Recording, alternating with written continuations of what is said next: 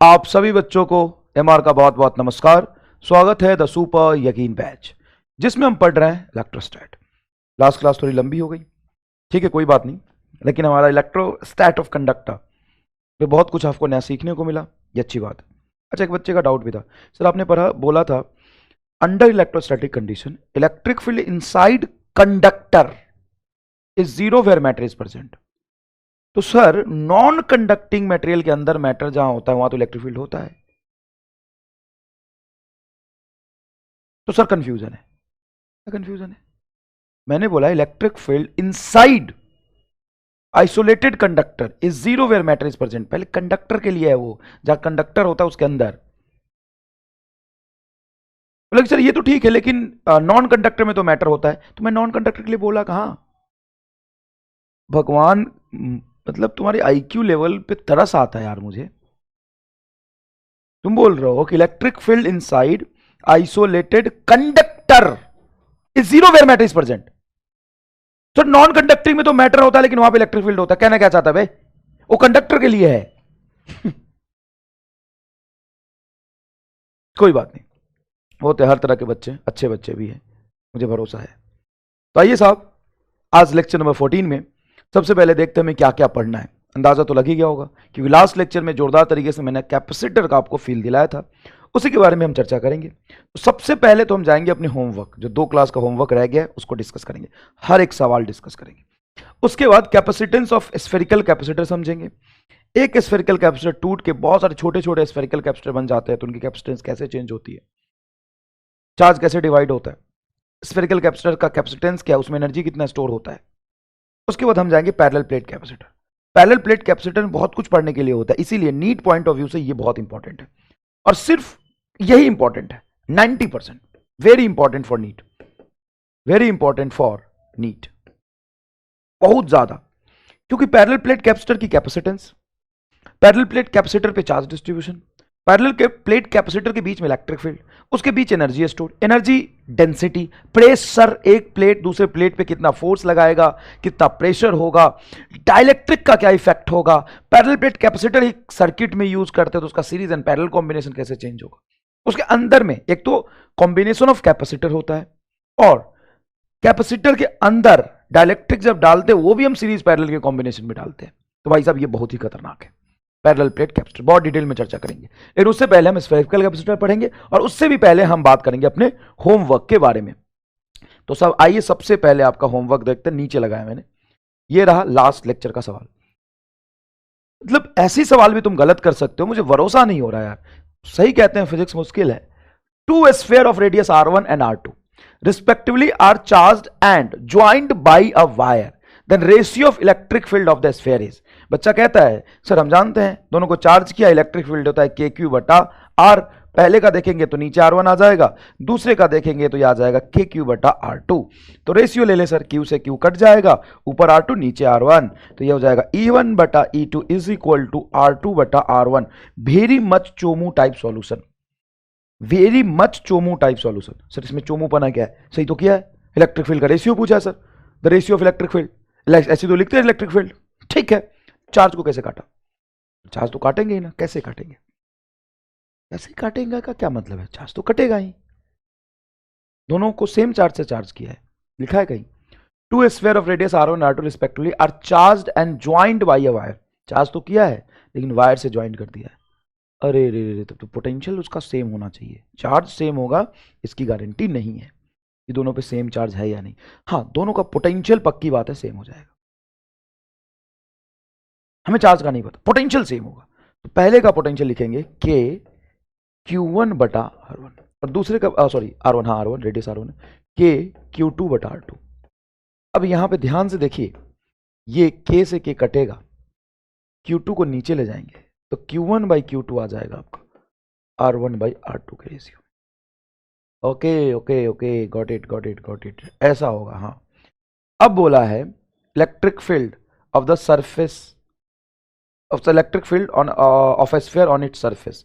तो electric field का formula होगा के Q1 बटा R1 का स्क्वायर, सॉरी सॉरी सॉरी, यहाँ पे स्क्वायर आएगा, स्क्वायर लिखा था बच्चे ने, स्क्वायर आएगा बटा सर आपने भी चूम ओपन कर दिया। हाँ, इलेक्ट्रिक फील्ड में नीचे स्क्वायर आता है, के क्यू टू बटा आर टू का स्क्वायर, आर टू का स्क्वायर।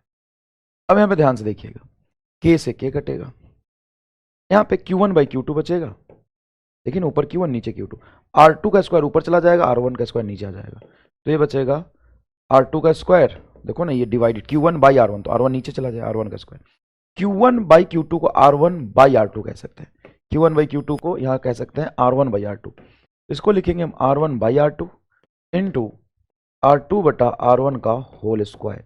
एक्जैक्टली R1 बटा R2 से ये नीचे का एक R1 कटेगा, R2 से एक R2 कटेगा, R2 by R1 is your answer.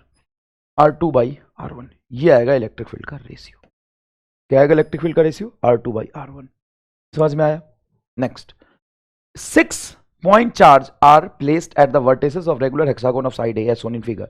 If E represent its electric field and V represent electric potential at O, तो बताइए क्या होगा? तो साहब आप ध्यान से देखें, ध्यान से एकदम देखेंगे तो ऐसा दिखेगा कि इसकी वजह से इलेक्ट्रिक फील्ड इधर आएगा, हाँ सर, और माइनस की वजह से इलेक्ट्रिक फील्ड इधर आएगा। इस माइनस का इलेक्ट्रिक फील्ड इसके से दूर जाएगा, नहीं इसकी तरफ जाएगा, और प्लस का इलेक्ट्रिक फील्ड इससे दूर जाएगा। माइनस का इलेक्ट्रिक फील्ड इसकी तरफ आएगा और प्लस का इलेक्ट्रिक फील्ड इसकी तरफ आएगा। तो साहब ये इलेक्ट्रिक फील्ड और इस इलेक्ट्रिक फील्ड का मैग्नीट्यूड इधर आएगा जो कि इसके अपोजिट है, तो इलेक्ट्रिक फील्ड भी जीरो, और 3 पॉजिटिव 3 निगेटिव चार्ज, तो आपका पोटेंशियल भी जीरो। सी आंसर आना चाहिए। बच्चे कर भी रहते हैं स्पैम की सर आपने बी टिक किया, लेकिन आंसर आपका सी है। बिल्कुल सही बेटा, मैंने बस थोड़ा जल्दी में था, होमवर्क दिया था ना, मैंने सॉल्व नहीं किया था, मैंने बस देखा, बस मुझे लगा कि ये होगा। कोई बात नहीं, आंसर इज सी, करेक्ट कर लीजिएगा। ये तो होमवर्क था ही नहीं, ये तो हमने करा दिया था, ये होमवर्क था, ठीक है होमवर्क है। क्या है? 3 charges are placed along the X axis, minus A पे है, 0 पे है, ए पे है, shown in figure. Then potential energy of the system, बहुत इजी है, इसका पोटेंशियल एनर्जी लिख लीजिए, U बराबर के क्यू स्क्वायर बटा ए। इसका लिख लीजिए, तो ये हो इतना ही हो जाएगा, तो 2 से गुना कर दो, प्लस यहां से लेके यहां तक डिस्टेंस 2a है, तो इसका और इसके पेयर का हो जाएगा के क्यू स्क्वायर बटा 2a। अब यहां पे एक ध्यान से के क्यू स्क्वायर बटा ए को बाहर निकाल लीजिए, तो 2 प्लस हाफ 5/2 आ जाएगा। If I am not wrong 5/2 ही तो आ रहा है, देखो ना, माइनस ए से प्लस ए के बीच में लोगे तो ये आ जाएगा आपका 2a, सही है, तो नीचे आएगा 2, ये डिस्टेंस ए है, ये डिस्टेंस ए है। 1 मिनट, 5 कहीं ऑप्शन में नहीं दिख रहा, तो हम ढंग से सॉल्व करते हैं। माइनस ए से 0 के बीच में डिस्टेंस ए होगा, तो के क्यू स्क्वायर बटा ए, ये आएगी आपकी पोटेंशियल एनर्जी, प्लस चार्ज दोनों पॉजिटिव ही है, तो के क्यू स्क्वायर बाई ए, और दूसरा आ जाएगा के Q square by 2a, 3 pair होंगे। यहाँ से के क्यू स्क्वायर बाई ए को कॉमन निकालेंगे, तो ये बचेगा 1 प्लस 1 प्लस हाफ, 2 2 4 1 5/2, तो ये आ जाएगा 5 के क्यू स्क्वायर बटा 2a। के की वैल्यू को 1/4 पाई एप्सिलॉन नॉट रख सकते हैं, तो ये आ जाएगा 1/4 पाई epsilon not, 4 pi epsilon not into के की वैल्यू रखा है इंटू 5 क्यू स्क्वायर बटा 2a। ऑप्शन ही नहीं है, ऐसा कैसे हो सकता है?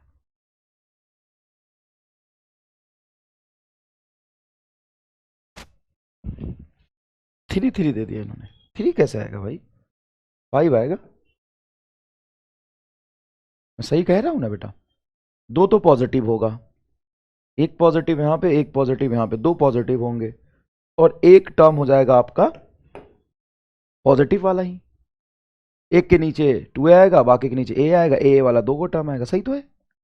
ठीक है ना बेटा, सही किया अपन ने, ये आंसर आएगा। नेक्स्ट, ये सवाल, इसको यहां से रिलीज किया, भागता हुआ गया, तो यहां पे कितनी स्पीड से टकराएगा, सेंटर से कितनी डिस्टेंस हो जाएगी, इसकी रेडियस r दिया मैंने, और ये 2r है सरफेस से, तो बेटा यहां से ध्यान से देखो, ये 3r हो जाएगा।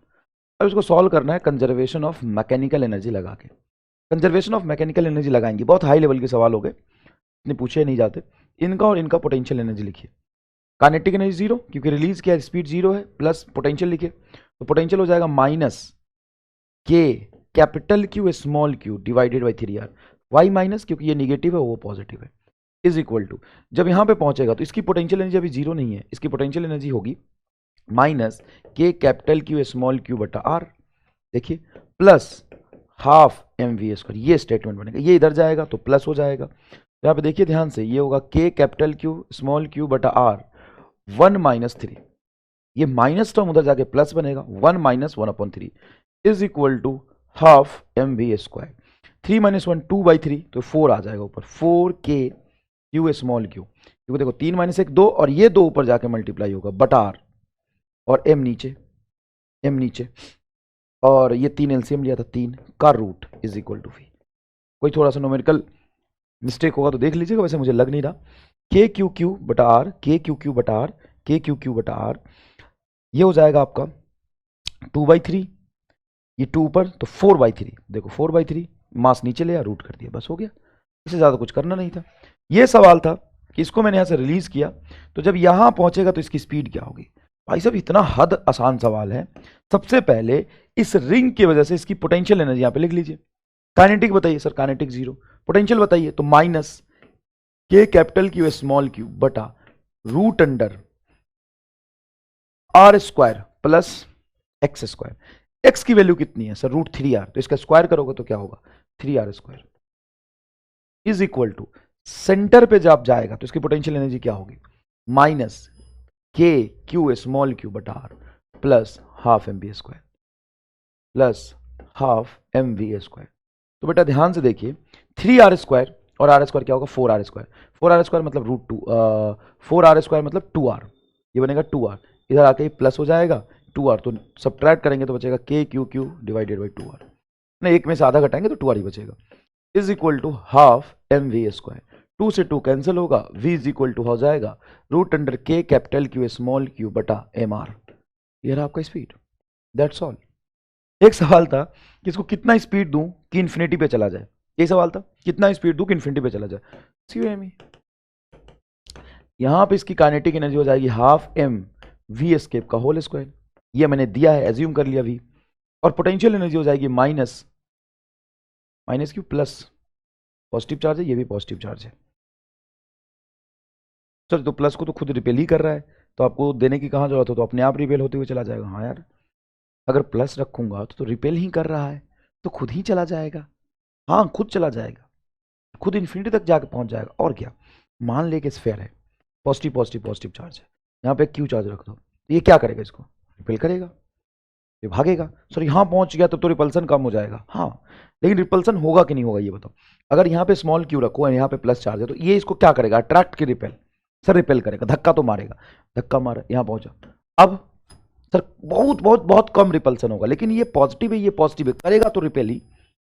तो अगर तुम एक पॉजिटिव चार्ज को रख दो तो अपने आप चला जाएगा, निगेटिव रखना पड़ेगा, तभी तो उसको अट्रैक्ट कर रहा है। हाँ सर यही हम सोच रहे थे, हमसे इसी बात की गलती हो रही थी, हकबक लोल गई की, K capital Q small Q बटा radius capital R is equal to 0 + 0, infinity पे चला जाए तो उसकी पोटेंशियल ही 0 होगी, और जस्ट हमें पहुंचाना है तो काइनेटिक भी 0, तो ये हो जाएगा आपका V escape is equal to root under 2k Q small Q बटा आर, ये आंसर आ जाएगा। सर यहाँ पे बस बस बस बस बस अब मास, स्केप वेलोसिटी इसके मास पर डिपेंड करेगा, हाँ, लेकिन हमने पढ़ा था स्केप वेलोसिटी मास पर डिपेंड नहीं करता। अबे बेवकूफ इंसान, वो ग्रेविटेशन में नहीं करता, और क्यों नहीं करता उसका कारण है, क्योंकि जब तुम इसको फेंकेगो तो काइनेटिक एनर्जी में मास का टर्म आएगा, और उस पर जो इस अर्थ की वजह से फोर्स लग रहा था ग्रेविटेशन में, उसमें भी एक मास आता है, तो इस मास से इधर का मास कैंसिल हो गया था, लेकिन ये मास पे डिपेंड करेगा। तो एक बढ़िया हाइपोथेटिकल सवाल नीट में पूछा जा सकता है, चलो खत्म हो गया, बढ़िया हाइपोथेटिकल सवाल नीट में पूछा जा सकता है। तो यहां तक का सफर था, मैंने सारे होमवर्क करा दिए, 21 से 27 7 होमवर्क थे, मैंने सारे डिस्कस कर दिए। चलिए धन्यवाद कहिए मुझे, और चलिए आगे बढ़िए, सारे होमवर्क मैंने बता दिए। तो आप कहेंगे सर होमवर्क दे देते हैं डिस्कस नहीं करते हैं, छूट जाता है, क्या फायदा इतना पढ़ने का। चलिए आपके होमवर्क को हमने डिस्कस कर लिया, अब चलते फिर से अपने गोल की तरफ। एक गोल complete, capacitance of spherical capacitor, इसके बारे में बात करते हैं। तो कैपेसिटर का फील तो आपको थोड़ा ही गया था, अब बात करते हैं कैपेसिटर में क्या कहते हैं कि एक स्फेयर लिया हमने, ठीक है सर, लिया, उस पे चार्ज रख दिया, तो बना तो बेकार कैपेसिटर, लेकिन कंसेप्ट यही से हम आगे पढ़ते हैं कैपेसिटेंस वगैरह क्या होता है तो ये बेकार कैपेसिटर आप जानते हैं। लेकिन मेरा उद्देश्य क्या है कैपेसिटर बनाने का, मेरा असली उद्देश्य क्या है सर, एनर्जी जमा करना। कौन सी energy, electrostatic energy, electrostatic energy. कौन सी एनर्जी? Electrostatic energy. ये इलेक्ट्रोस्टैटिक एनर्जी कैसे आएगा? By storing charge, by storing charge, charge को स्टोर करके आएगा। चार्ज कैसे स्टोर होगा? गजब सवाल पूछ रहे हो। बाल्टी में पानी कैसे स्टोर होता है? तो बाल्टी में पानी भरते हैं, तो स्फीयर पे चार्ज कैसे स्टोर होगा? इस पे स्फीयर पे रखते जाएंगे। तो किसी भी स्फीयर की चार्ज स्टोर करने की एक क्षमता होती होगी ना बेटा, कि जितनी मर्जी चार्ज रखते जाओ। बताना, किसी भी स्फीयर के चार्ज रखने की कुछ क्षमता होगी कि जितनी मर्जी चार्ज है रखते जाओ, रख दो, सब रख दो उस पर, बर्बाद कर दो। बर्बाद कैसे हो जाएगा? बर्बाद हो जाएगा, आग लग जाएगी। और क्या? कोरोना डिस्चार्ज का नाम सुना है? नहीं। सुन, मैं अगर पूछूं व्हाट इज एयर, कंडक्टर और इंसुलेटर, तो air is a dielectric up to certain potential it behave as a insulator, but after that potential, that higher potential, that critical potential, it becomes conductor। मतलब उससे पहले पहले तो एकदम insulator है। जैसे तुम वहां पे इलेक्ट्रिसिटी का वायर खुला छोड़ दो, मैं यहां पे खड़ा रहूंगा, मुझे कोई दिक्कत नहीं है। लेकिन लेकिन लेकिन इन्वायरमेंट में अगर सर्टेन पोटेंशियल से ज्यादा पोटेंशियल क्रिएट हो गया तो एयर मॉलिक्यूल टूट जाता है। मॉलिक्यूल प्लस माइनस ही तो बना, टूट जाता है और उससे चार्जेस फ्लो होते हैं। जब तुम देखते हो लाइटनिंग में अचानक से लाइट का वो जो बनता हुआ आता है, चमकता हुआ आता है, क्या होता है? High amount of charge. और कहां से फ्लो करके आता है? एयर से। तो एयर उसको कंडक्ट कर रहा है, हाँ, तो एयर कंडक्टर है, हाँ। कैसे बन गया? बहुत हाई पोटेंशियल होता है जब बादल टकराते हैं, तो इसलिए air behave as a conductor. तो पहली बात तो ये कि जरूरत से ज्यादा चार्ज रखोगे ना, मैंने तूने चार्ज रखा, बोला कि और इसको पे और रख देता हूं, और रख देता हूं, और रख देता हूं, एक और रख देता हूं, और रख देता हूं। सर्टेन लिमिट के बाद अचानक से थोड़ा और चार्ज रखोगे, स्पार्क होगा अचानक से। कोरोना डिस्चार्ज कहते हैं उसको, अचानक से स्पार्क होगा, आग लग जाएगा इस पर, बर्बाद हो जाएगा चार्ज रखने के चक्कर में। सिमिलरली जैसे मान लो ये बाल्टी है, 10 लीटर कैपेसिटी का है, 10 लीटर कैपेसिटी का, तुम इसमें पानी डाल रहे हैं, पानी भर रहा है, पानी भर रहा है, पानी भर रहा है, इतना पानी भरा और पानी भरा, तो और डालने की गुंजाइश, हाँ, और भरा और भरा और भरा और भरा, पूरा लबालब 10 लीटर भर गया, और डाल देगा पानी, तो क्या होगा सर? पानी ओवरफ्लो करेगा। उसी तरीके से यहां पे चार्ज ओवरफ्लो करेगा। पता मजा आया कि नहीं? हाँ। तो सर कितना चार्ज रख सकते हैं, ये कैसे पता चलेगा? तो देखो, सबसे पहली बात, जितना ज्यादा हम चार्ज रख पाएंगे उसकी कैपेसिटी उतनी ज्यादा होगी। तो हम सिंपल सी बात कहते हैं कि capacity is directly proportional to charge. Simple सी बात एकदम। जितनी ज्यादा हम उसमें चार्ज रख पाएंगे, ऑब्वियस सी बात है, उसकी कैपेसिटी उतनी ज्यादा होगी।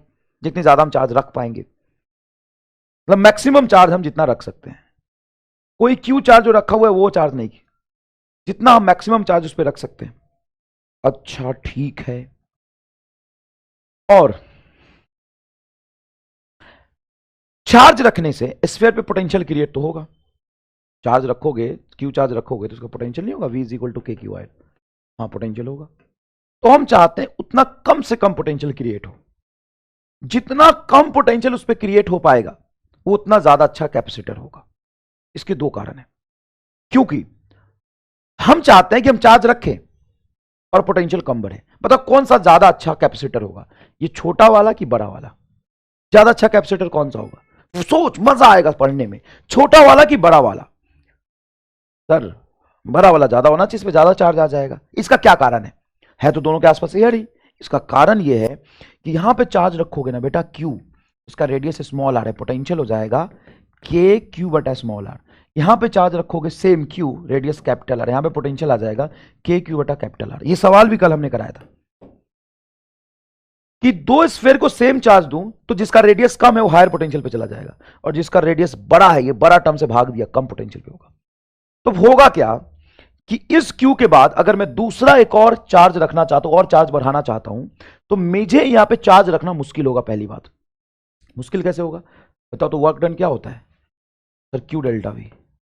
यहां बताओ तो पोटेंशियल कितना है सरफेस पे? सर पोटेंशियल वी बहुत ज्यादा है। तो जितना ज्यादा पोटेंशियल होगा इलेक्ट्रोस्टैटिक फील्ड का, चार्ज को रखने में उतना ज्यादा वर्क करना पड़ेगा।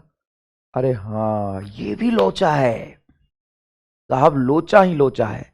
अगर मैं क्यू चार्ज रख दूं और वहां पे पोटेंशियल ज्यादा डेवलप हो गया तो अगला चार्ज वहां पे रखने में मुझे मेहनत ज्यादा करना पड़ेगा।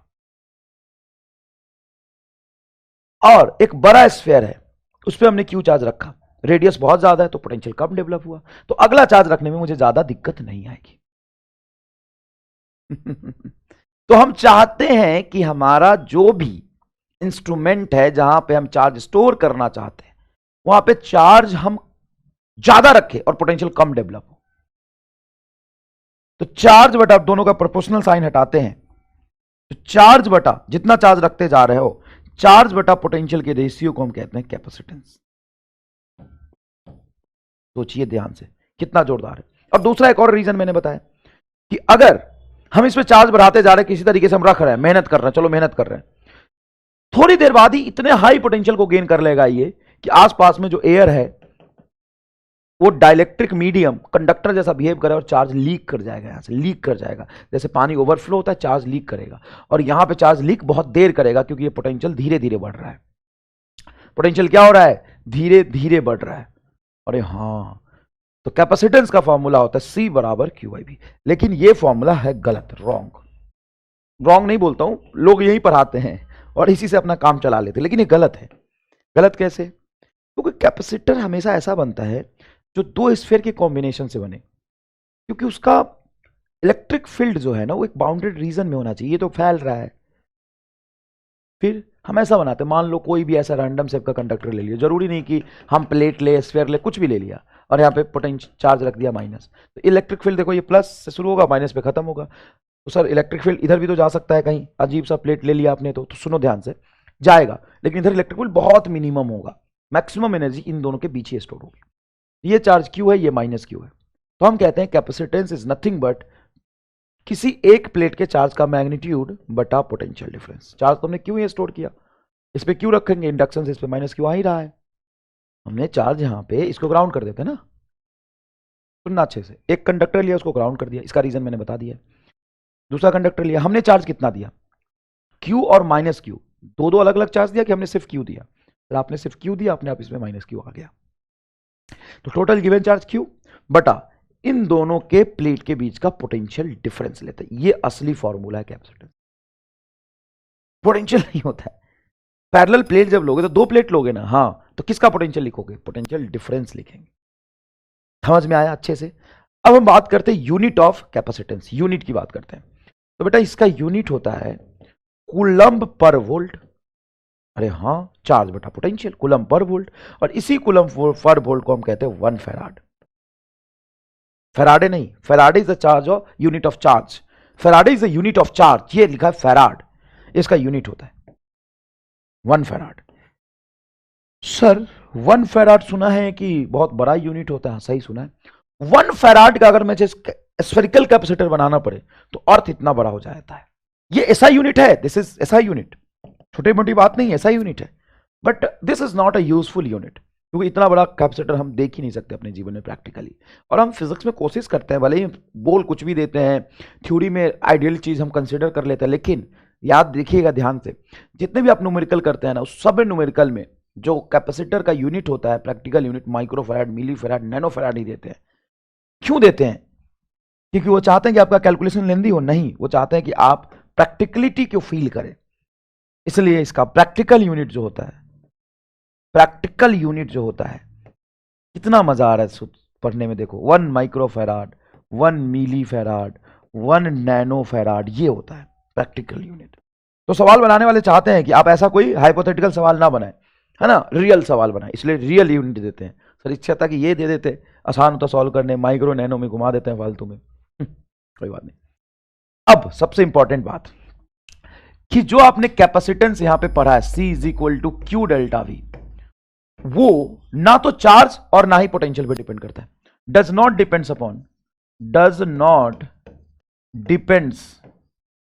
Upon charge and potential, charge and potential difference,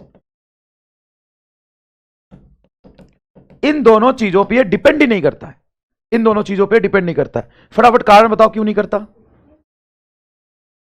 फटाफट कारण बताओ क्यों नहीं करता। सर करना तो चाहिए, सी बराबर क्यू डेल्टा वी, ये करना चाहिए, करता है? नहीं करता। कैपेसिटेंस जो है ना, सिनोनिम्स ऑफ रेसिस्टेंस जैसा है, मतलब एग्जैक्टली सेम नहीं, रेसिस्टेंस जैसा है। जैसे रेसिस्टेंस को हम लिखते हैं V बटा आई, हाँ बिल्कुल सही है। क्या ये V और I पे डिपेंड करता है? नहीं।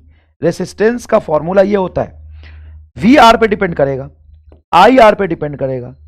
थोड़ा सा रुक के समझिए, कितना करंट बहेगा सर्किट से वो R पे डिपेंड करता है, लेकिन R I पे डिपेंड नहीं करता। R तो एक क्रिस्टल का रेसिस्टेंस होता है जिसकी वैल्यू थी रो L बाई ए। उसी तरीके से कैपेसिटेंस डिपेंड्स अपॉन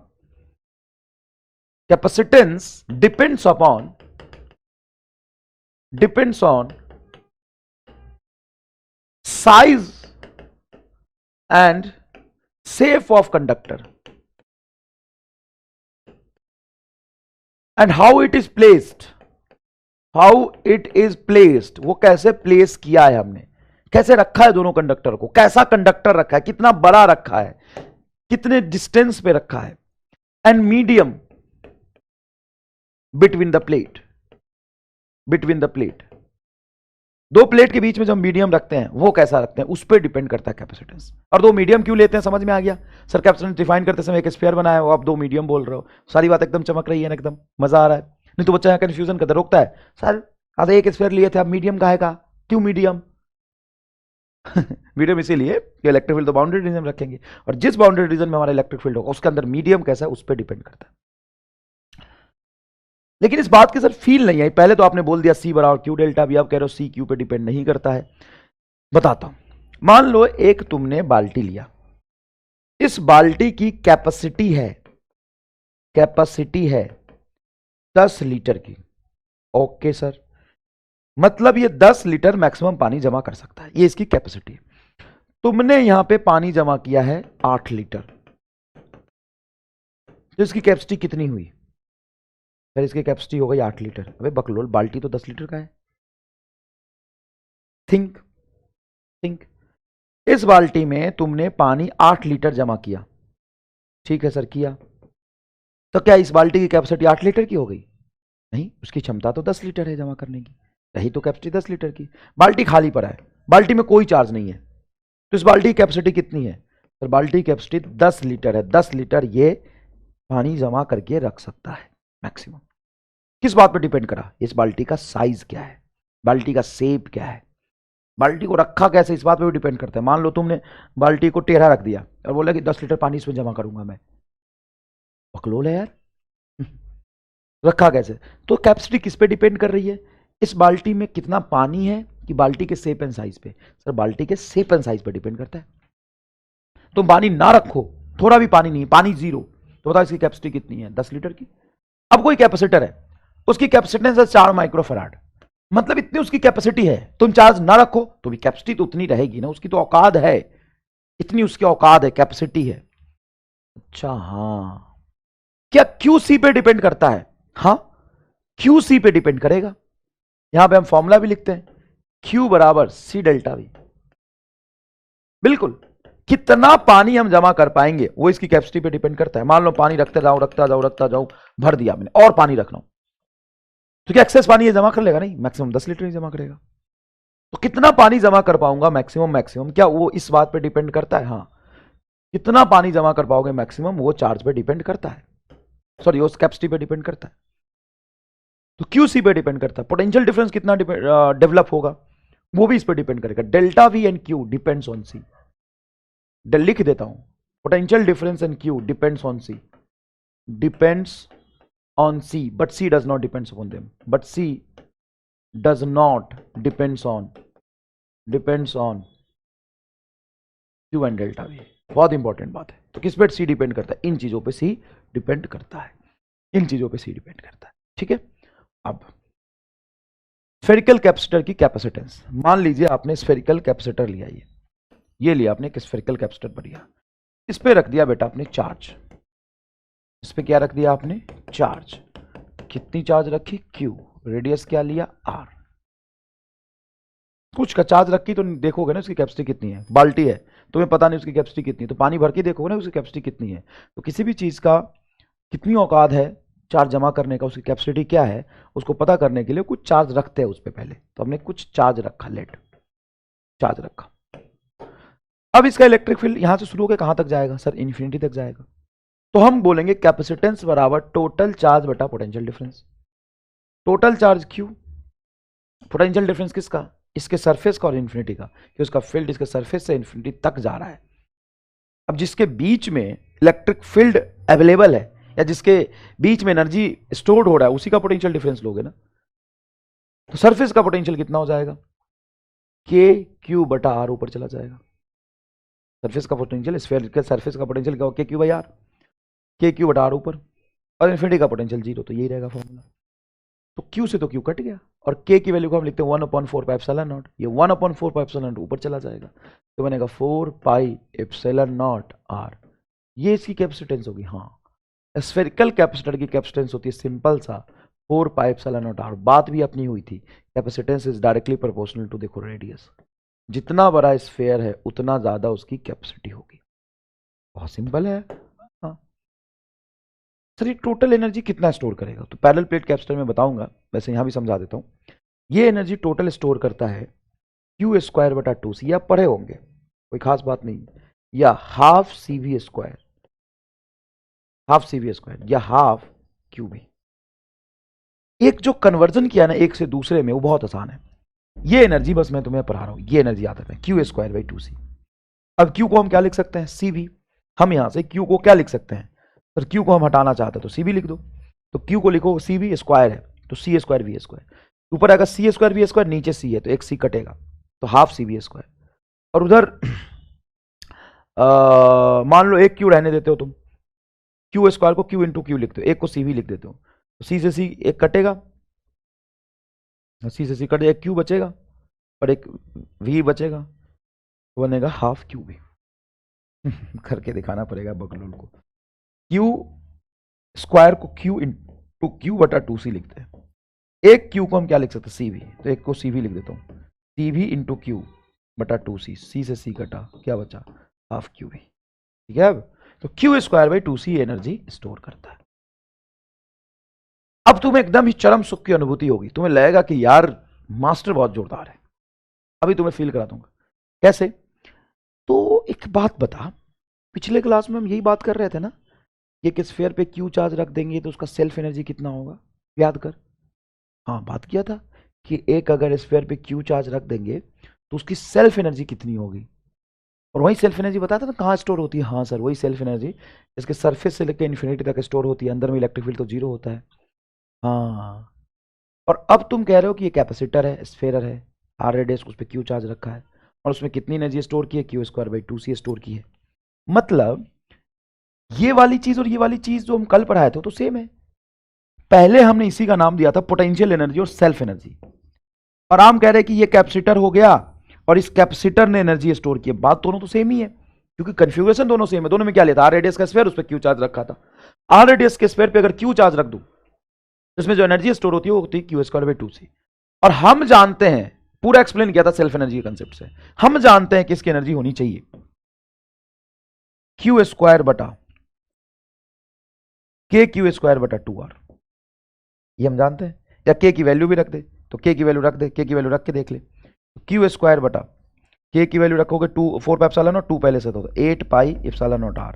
अरे के की वैल्यू 4 और 2 पहले से था 0.5 पढ़ा था ना, के क्यू स्क्वायर बाई 2r, ये आ गई। और ये तो इतना आना चाहिए। तो इसमें मैं काम करते, क्यू को तो रहने तो सी की वैल्यू पुट करो, ई बराबर क्यू स्क्वायर बटा 2, सी की वैल्यू पुट कर दो। तो स्फेरिकल कैपेसिटर जिसका रेडियस आर है, कैपेसिटेंस कितना होता है सर? ये राशि 4 पाई एप्सिलॉन नॉट आर। देखिए 4 पाई एप्सिलॉन नॉट आर, तो यहां पे रख दीजिए 4 pi epsilon naught are.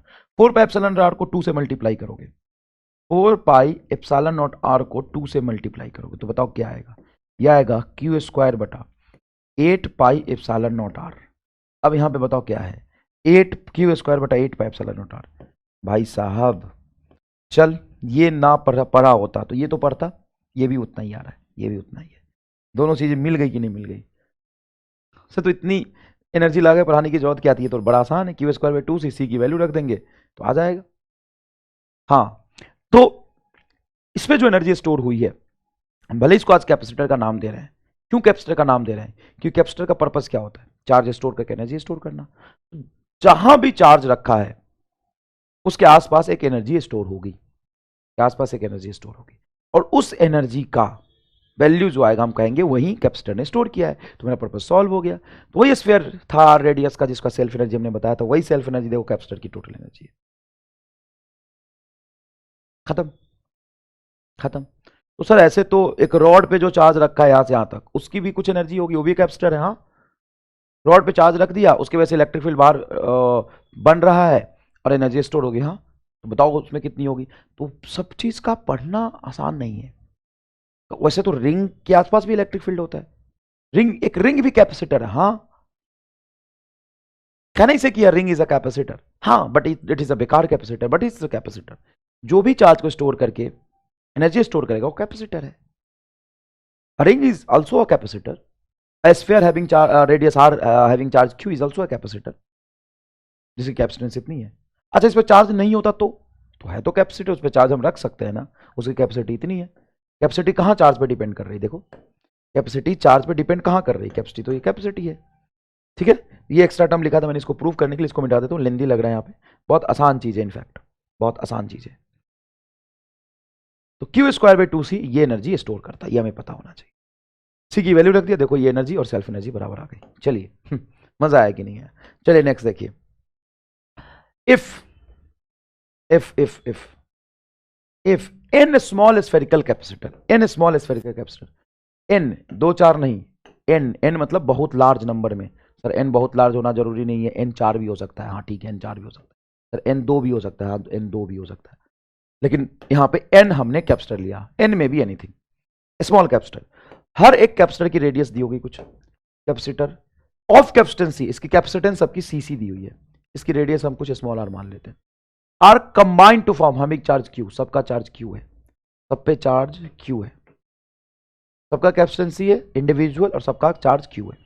Combined to form a bigger spherical drop, सारे मिलके एक बड़ा ड्रॉप बना लिए, बड़ा गोला बना लिए, सारे मिलके बनाए bigger spherical capacitor. Then capacitance and potential of this capacitor is, capacitance and potential of this capacitor is C dash and V dash की वैल्यू पूछिए।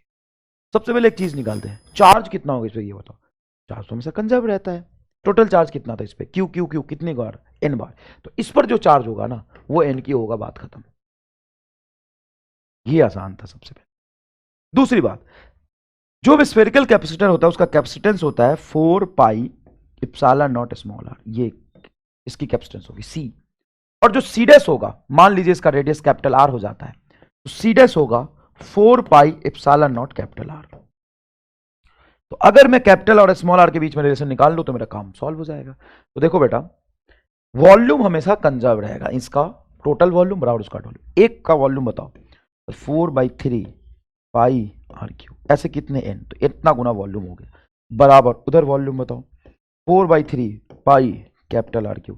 सर रुको रुको रुको, ऐसा हमने पढ़ा है सर, पढ़ा है, समझ आ गया, पढ़ा है ये। तो चल, नहीं याद आया तो डैश में जा, इसको नीचे लिखा। सर ये कोई बात होता है, आप नहीं बता रहे हो। 6 बार बता चुका हूं मैं, वॉल्यूम कंजर्व करके 6 बार बता चुका हूं मैं। चल इधर देख, दोनों को डिवाइड कर दिया, तो 4 पाई से 4 पाई कटा, इप्सिलॉन नॉट से इप्सिलॉन नॉट कटा, और यहां बचा सी डैश, इस सी को इधर ले जाते हैं, सी डैश बराबर सी कैपिटल आर बटा स्मॉल आर। कैपिटल आर को हम लिख सकते हैं सी एन का पावर 1/3 इंटू स्मॉल आर बटा स्मॉल आर, ये भी कैंसिल हो गया। तो बचा C dash is equal to N का पावर 1/3 इंटू सी, ये हमें याद रखना है।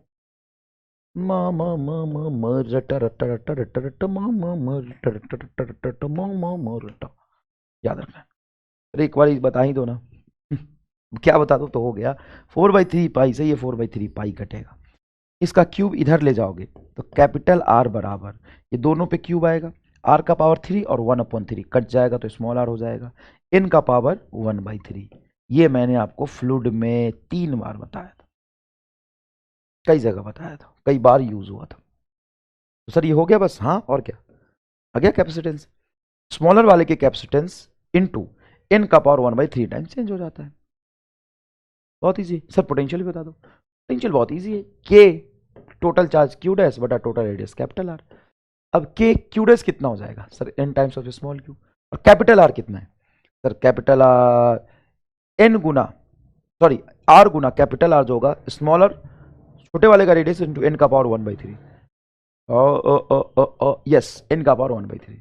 अब ध्यान से बताओ इसका पोटेंशियल पहले कितना रहा होगा, इसका पोटेंशियल पहले कितना रहा होगा, पोटेंशियल रहा होगा सिंपल एक का के क्यू बटा स्मॉल आर।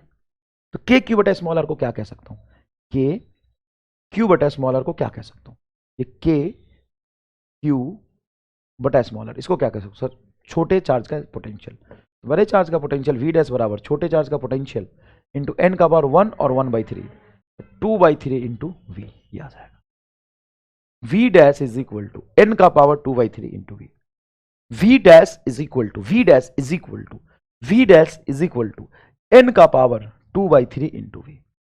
सही है, पोटेंशियल एन का पावर 1/3 टाइम्स हो गया, और सॉरी कैपेसिटेंस एन का पावर 1/3 टाइम्स हो गया, और पोटेंशियल एन का पावर 2/3 टाइम्स हो गया। पोटेंशियल क्या हो गया, एन का पावर 2/3 टाइम्स हो गया। समझ में आई ये बात, बहुत इजी है।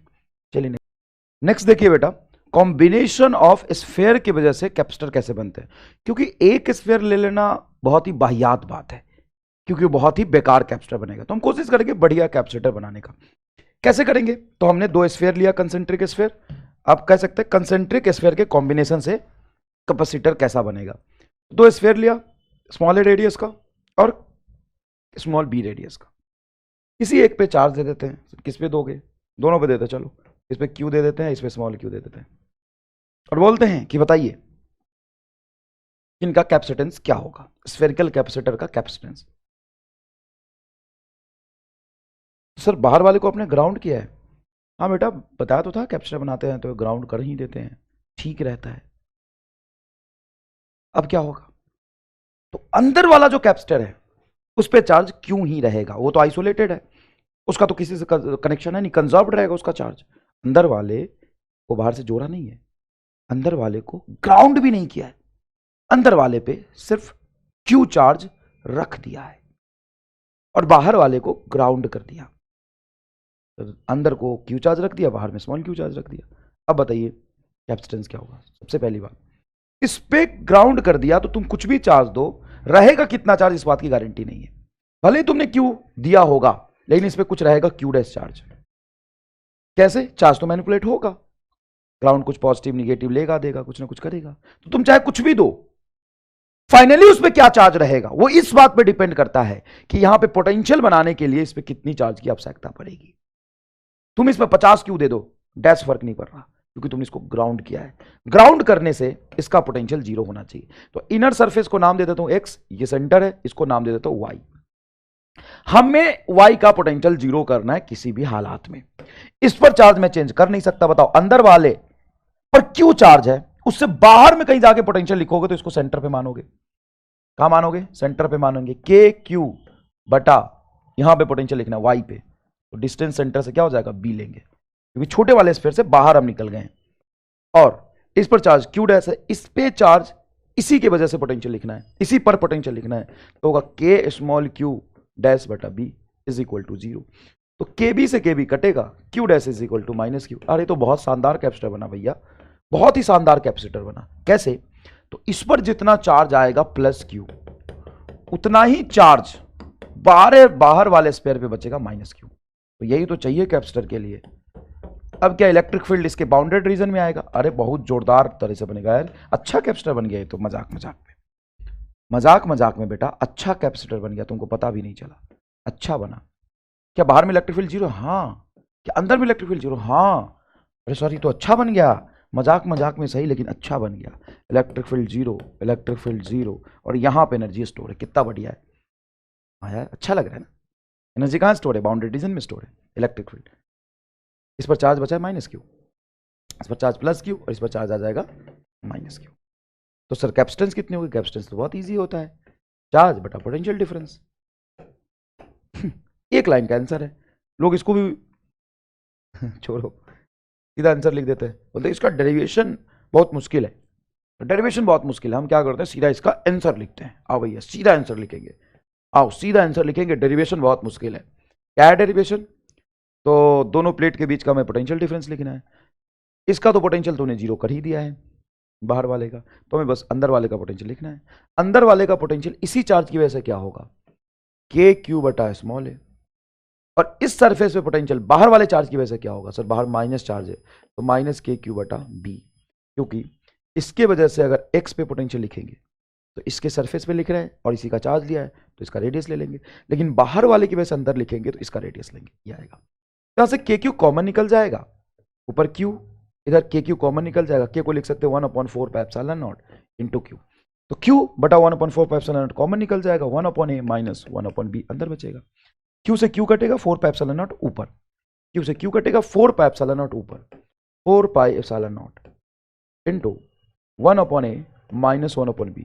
अब अगर एलसीएम ले ले इसका तो ए बी प्रोडक्ट में होगा, बी माइनस ए, तो ये हो जाएगा 4 pi epsilon naught A B बटा बी माइनस ए। सबसे पहले तो बेटा तुम्हें इसको वेरीफाई करना है लॉजिकली, ईमार स्टार से डायमेंशन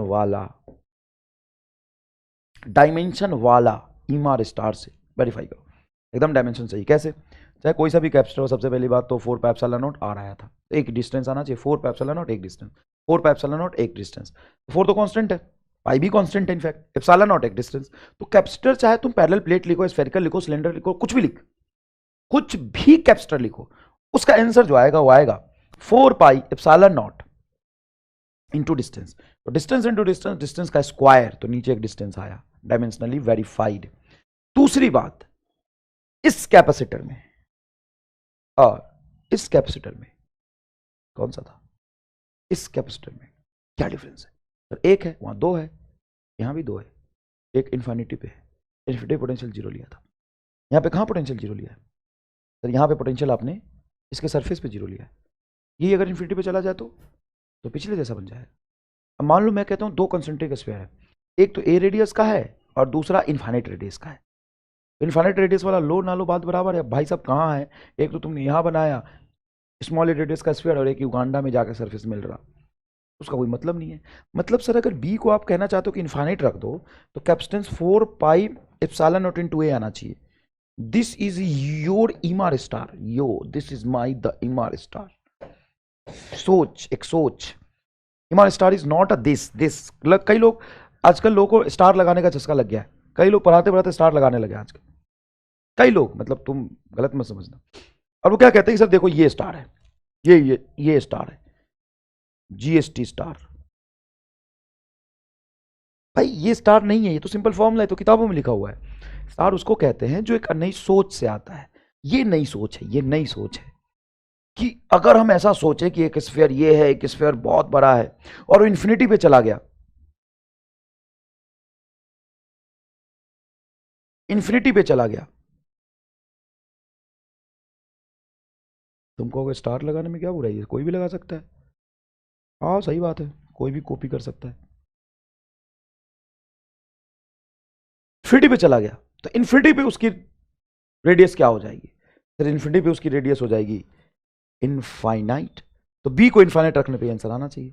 रखिए यहाँ पे बी को इनफाइनाइट, सर यहाँ पे हम बी को इनफाइनाइट रखेंगे तो सी तो इनफाइनाइट आ रहा है, नहीं बेटा बी तो नीचे भी है, तो अनडिफाइंड हो जाएगा। नहीं यहाँ रखिए, इस फॉर्मूले में रखिए जो बेसिक फार्मूला था, ये और ये तो सेम तो है। यहाँ पे जब बी को इनफाइनाइट रखेंगे, यहाँ पे जब बी को इनफाइनाइट रखेंगे तो 1/इनफाइनाइट क्या होगा, 0। यहाँ पे जब बी को इनफाइनाइट रखेंगे आप तो 1/इनफाइनाइट क्या होगा, 0। ए ऊपर चला जाएगा तो क्या बनेगा, 4 पाई एप्सिलॉन नॉट ए, सही है, 4 पाई एप्सिलॉन नॉट ए। बताइए क्या बनेगा, 4 pi epsilon naught A. Energy of capacitor मैंने बता दिया था, अगर इसकी रेडियस आर है तो कैपेसिटेंस हो जाएगा 4 पाई एप्सिलॉन नॉट आर, और चार्ज अगर मैंने इसको दे दिया क्यू, चार्ज मैंने दे दिया क्यू, तो एनर्जी इज इक्वल टू हो जाएगा क्यू स्क्वायर बाई 2c। ठीक है, सी की वैल्यू रख देंगे तो बड़ा जोरदार एनर्जी आ जाएगा, वही जो सेल्फ एनर्जी में पढ़ाया था। Next is parallel plate capacitor, next is parallel plate capacitor. अब देखिए बेटा पैरेलल प्लेट कैपेसिटर हम बनाते हैं, सिंपल प्लेट बनाएंगे, बाकी सारी कहानी तो आपको हम पहले बता चुके हैं, एरो वाला नहीं, सिंपल एक लाइन बनाएंगे अपन, ये प्लेट है और ये प्लेट है। सर पैरेलल प्लेट कैपेसिटर में अलग अलग एरिया ले सकते हैं क्या, ऐसा बना सकते हैं क्या, ये एक का एरिया ज्यादा रख लिया, एक एरिया कम रख लिया, हाँ सवाल में ऐसा दे सकता है, लेकिन तुम्हें लेना इफेक्टिव एरिया ही पड़ेगा जो दोनों का बराबर एरिया है। मतलब both plate must have a same area, both plate both plate must have same area.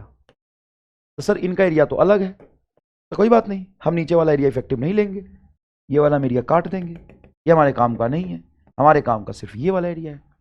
तो प्लेट का एरिया अगर ज्यादा होगा भी तो हमें नीचे वाला एरिया काउंट नहीं करना। तो क्यों नहीं करना? क्या वहां पे चार्ज नहीं जाएगा? नहीं जाएगा। क्यों नहीं जाएगा? क्योंकि इसमें अगर आप पॉजिटिव चार्ज देते हो और इस पर निगेटिव देते हो तो इनर इस पे बाउंडेड हो जाएगा, या इस पे पॉजिटिव देते हो और इसको ग्राउंड कर देते हो, इसको क्या करते हो? ग्राउंड करते हो, तो इस पर पॉजिटिव क्यू आएगा और इस पर माइनस क्यू आ जाएगा, इस पर माइनस क्यू, इस पे प्लस क्यू, इस पे माइनस क्यू। दोनों के बीच की डिस्टेंस हम मान लेते हैं डी। प्लेट का एरिया, इफेक्टिव एरिया इसका है ए, उसका भी हमें एरिया क्या लेना पड़ेगा? ए ही लेना पड़ेगा, कम वाला एरिया लेंगे। अच्छा ये बात है क्या? तो बेटा अगर चार्ज डेंसिटी में पूछूं तो क्या होगा? चार्ज डेंसिटी, एक minute sorry, sigma surface charge density Q by two A, simple Q by A होगा। क्या होगा charge density? Q by A कि Q by two A would will be the charge density. तो sir charge density तो Q by A ही होना चाहिए, क्योंकि चार्ज है कंडक्टर लेकिन दोनों प्लेट पर तो नहीं है। ऐसा होता अगर बेटा ये मैं क्यू चार्ज देता और दोनों सरफेस में मिला के क्यू चार्ज इकट्ठा होता, तो इसका सरफेस चार्ज डेंसिटी होता क्यू बाई टू ए। लेकिन चार्ज इस प्लेट के उधर रहेगा ही नहीं, क्योंकि जितना चार्ज इस पे उतना ही चार्ज इस पे है, तो चार्ज एक दूसरे को अट्रैक्ट करेगा और जितना पास हो सके उतना पास लाना चाहेगा, तो इनर एज पे ही चार्ज रहेगा, इनर एज पे ही चार्ज रहेगा। चार्ज हमेशा कहां रहेगा? इनर एज पे ही रहेगा।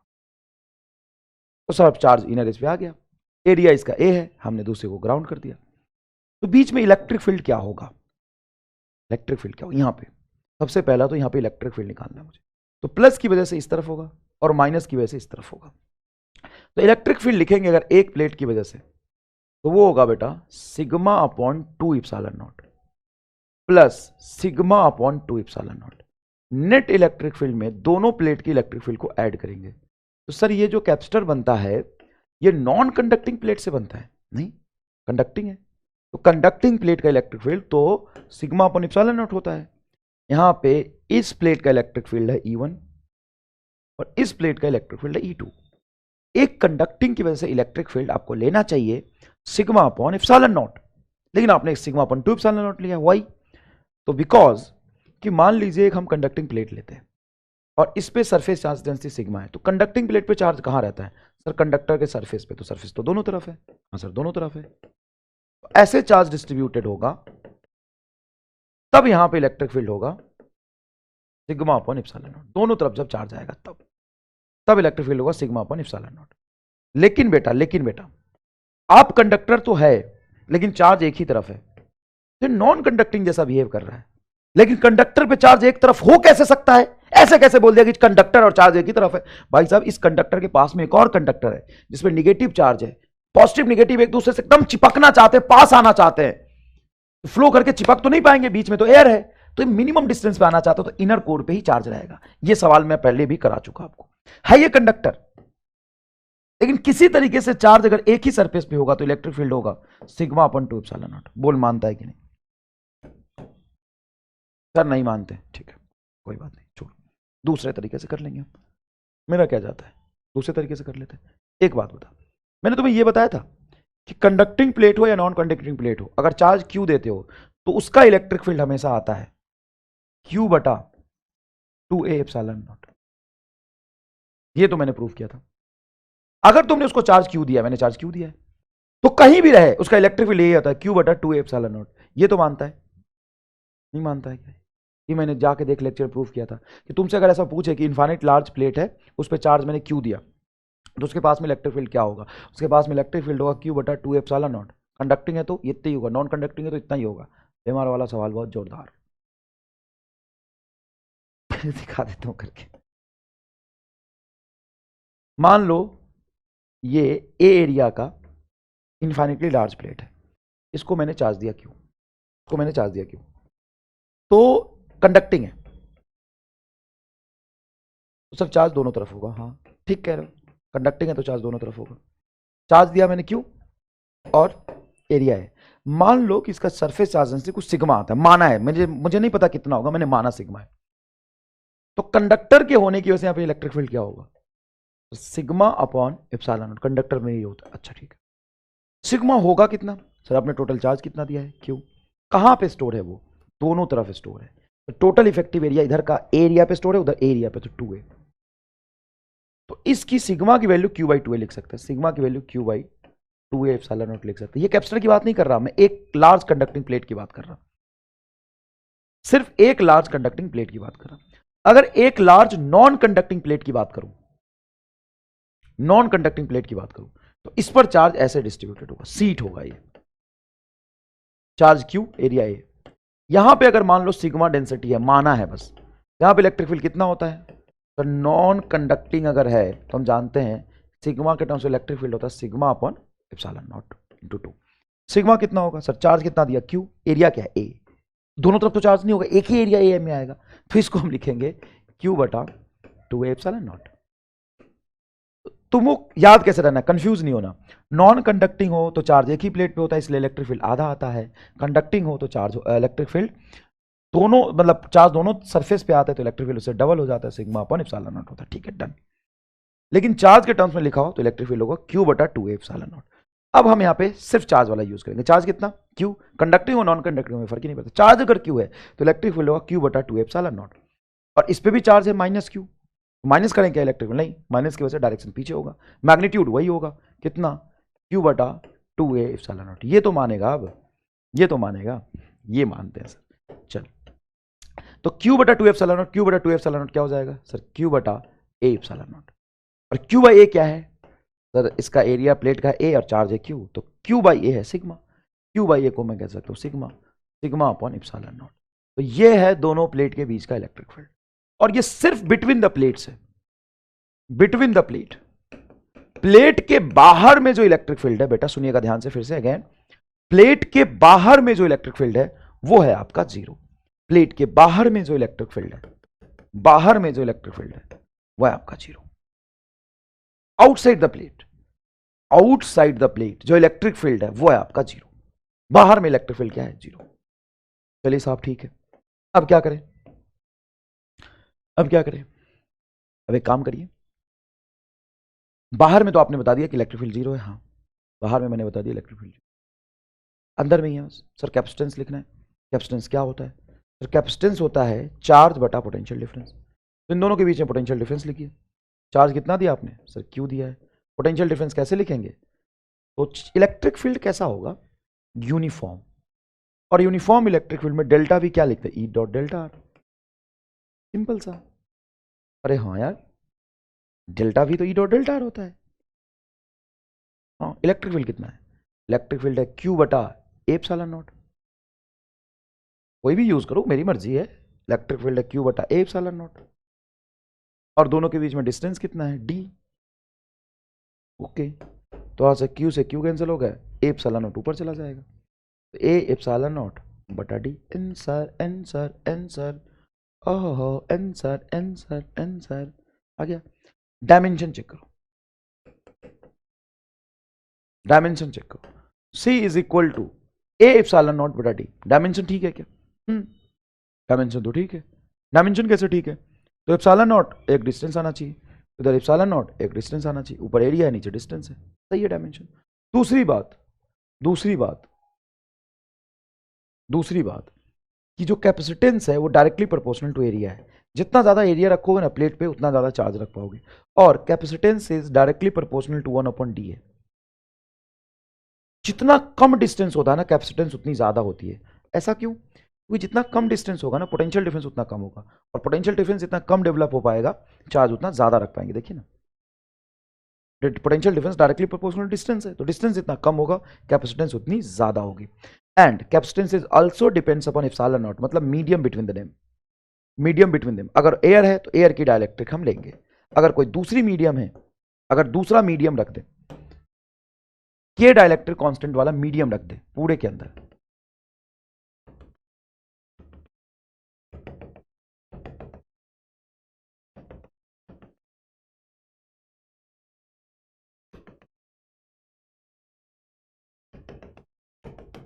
पूरे के अंदर के डाइलेक्ट्रिक वाला मीडियम रख दें तो इसकी कैपेसिटेंस कितनी हो जाएगी? इसकी कैपेसिटेंस कितनी हो जाएगी?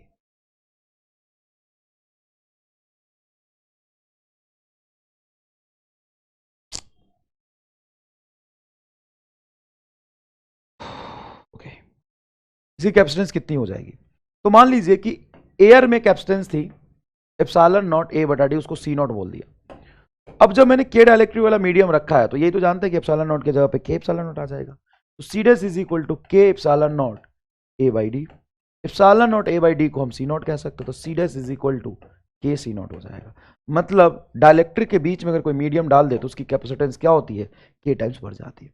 अगर तुमको उसको एकदम बेसिक से प्रूव करना है तो भी कर सकते हो। मान लो इस पे चार्ज दिया प्लस, कॉन्टैक्ट में नहीं है, डाइलेक्ट्रिक और प्लेट के बीच में डिस्टेंस है थोड़ा सा, इसको ग्राउंड किया मैंने।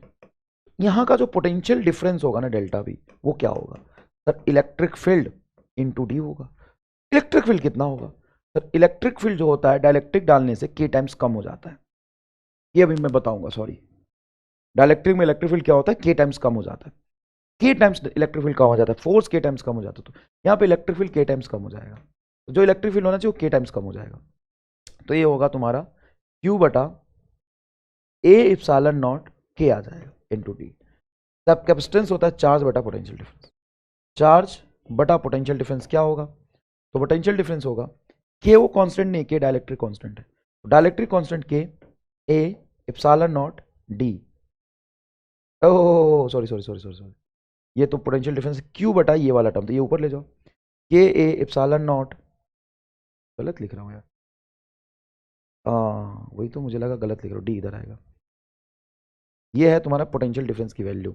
इलेक्ट्रिक फील्ड क्यू बटा के ए इप्सिलॉन नॉट।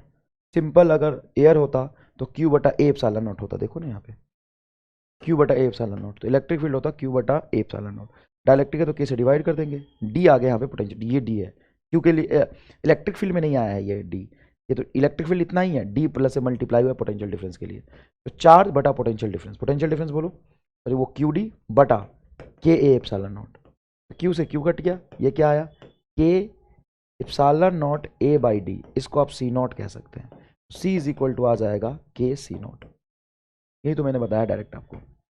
तो डाइलेक्ट्रिक डालने पे उसकी जो कैपेसिटी होती है इंक्रीज हो जाती है, डाइलेक्ट्रिक डालने पे उसकी जो कैपेसिटी है वो इंक्रीज हो जाती है। तो क्या आपको सबसे पहले इलेक्ट्रिक फील्ड समझ में आया? हाँ। पोटेंशियल डिफरेंस समझ में आया, ये इंपॉर्टेंट है। पोटेंशियल डिफरेंस कितना हो जाएगा? ई डॉट डेल्टा आर, ये पोटेंशियल डिफरेंस। कैपेसिटेंस समझ में आया, ठीक है। अब मैं पूछता हूं force between the plates. Force between the plates, force between the plate, दो प्लेट के बीच में फोर्स कैसे लगता है? दो प्लेट के बीच में फोर्स कैसे लगता है?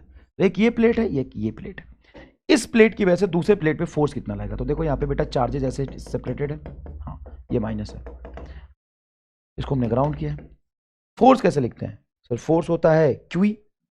तो यहां पे जब मैं फोर्स लिखूंगा F is equal to Q. Electric field की वैल्यू कितना लूं सर? जो प्लेट के बीच में था वो इलेक्ट्रिक फील्ड लोगे क्या? नहीं, प्लेट के बीच में जो इलेक्ट्रिक फील्ड था ये दोनों के इलेक्ट्रिक फील्ड का सम था,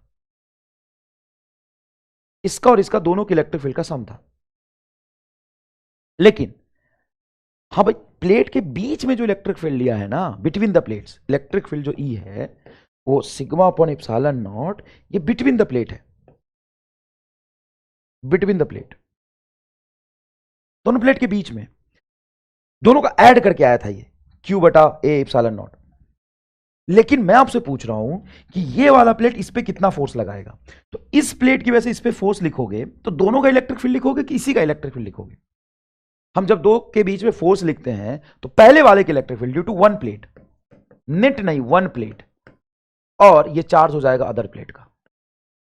अदर प्लेट का चार्ज क्यू सर माइनस है तो डायरेक्शन बताएगा ना, अट्रैक्शन रिपल्सन, वो तो अट्रैक्शन होगा, दोनों एक दूसरे को अट्रैक्ट करेंगे, प्लस माइनस है। चार्ज क्यू और इलेक्ट्रिक फील्ड आ जाएगा आपका सिग्मा अपॉन 2 एप्सिलॉन नॉट। क्या लिख रहे हो? In one plate, due to one plate, due to one plate, क्योंकि इसी का इलेक्ट्रिक फील्ड हम यहां लेंगे बस। दोनों का इलेक्ट्रिक फील्ड कैसे ले सकते हैं?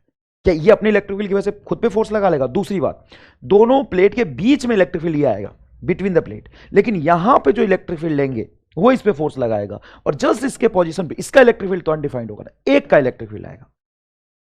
तो ये हो जाएगा आपका अगर मैं इलेक्ट्रिक फील्ड को वो लिखूं Q बटा ए एप्सिलॉन नॉट लूं तो ये हो जाएगा Q स्क्वायर बटा, एक ही का ले रहा हूं तो 2 आएगा ना, एक ही का ले रहा हूं तो आधा करूंगा ना, एक का ले रहा हूं Q बटा 2 एप्सिलॉन नॉट, 2 एप्सिलॉन नॉट। तो बताओ क्या हो जाएगा, Q क्या हो जाएगा, Q हो जाएगा Q स्क्वायर बटा 2a एप्सिलॉन नॉट। इतना फोर्स लगेगा, ये फोर्स है।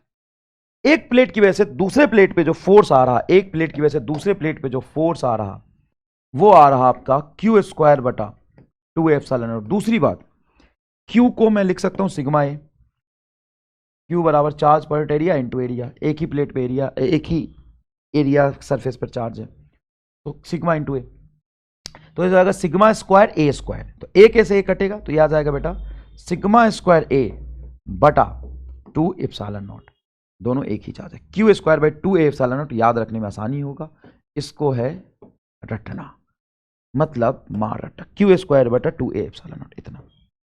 इतना फोर्स उस पर लग रहा है। अगर मैं प्रेशर पूछूं तो, प्रेशर पूछ दूं तो, एक प्लेट दूसरे पर प्रेशर कितना लगा रहा, तो साहब प्रेशर हो जाएगा फोर्स अपॉन एरिया। मतलब सर प्रेशर अपन फोर्स अपॉन एरिया, फोर्स को एरिया से डिवाइड कर, तो फोर्स कितना था Q स्क्वायर बटा 2a एप्सिलॉन नॉट इंटू एक एरिया से और डिवाइड कर दो, तो ये हो जाएगा Q स्क्वायर बटा 2a square epsilon naught. Q by A को तो सिग्मा कहते हैं, तो सिग्मा स्क्वायर बटा 2 एप्सिलॉन नॉट हो जाएगा आपका प्रेशर, सिग्मा स्क्वायर बटा 2 एप्सिलॉन नॉट हो जाएगा प्रेशर। अच्छा, आपको एक बात याद है तो क्या, मैंने यही लिखा था सिग्मा स्क्वायर बटा 2 epsilon naught pressure electrostatic of conductor just last class में, और बोला था याद रखना कि सरफेस के जस्ट आउटसाइड, कंडक्टिंग सरफेस के जस्ट आउटसाइड, मतलब कैपेसिटर वाला कंडक्टर नहीं, नॉर्मल कोई भी कंडक्टर है तो उसके जस्ट आउटसाइड इलेक्ट्रिक फील्ड कितना होता है सिग्मा अपन एप्सिलॉन नॉट, और प्रेशर कितना लगता है sigma square by 2 epsilon naught. ये प्रेशर है, प्रेशर प्रेशर है। ओके ओके ओके ओके, एक हाथ और, यूनिट एंड डायमेंशन में मैंने तुम्हें बोला था प्रेशर का डायमेंशन बड़ा इंपॉर्टेंट है।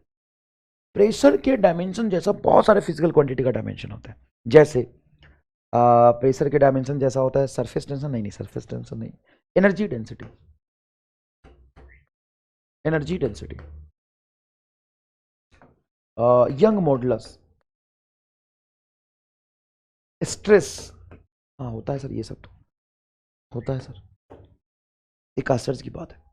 कैपेसिटर प्लेट के बीच में जो प्रेशर है sigma square by 2 epsilon naught pressure, और प्रेशर के डायमेंशन के बराबर ही एनर्जी डेंसिटी होता है। हाँ, एक्चुअल में एनर्जी डेंसिटी भी कैपेसिटर प्लेट के बीच में यही आता है, एकदम डिट्टो सेम, ये एनर्जी डेंसिटी है, एनर्जी पर यूनिट वॉल्यूम। हाँ, energy density is nothing but energy per unit volume, energy per unit volume, पर यूनिट वॉल्यूम, एक यूनिट वॉल्यूम में इतनी एनर्जी स्टोर्ड है। चाहे प्रेशर की एनर्जी डेंसिटी दोनों है।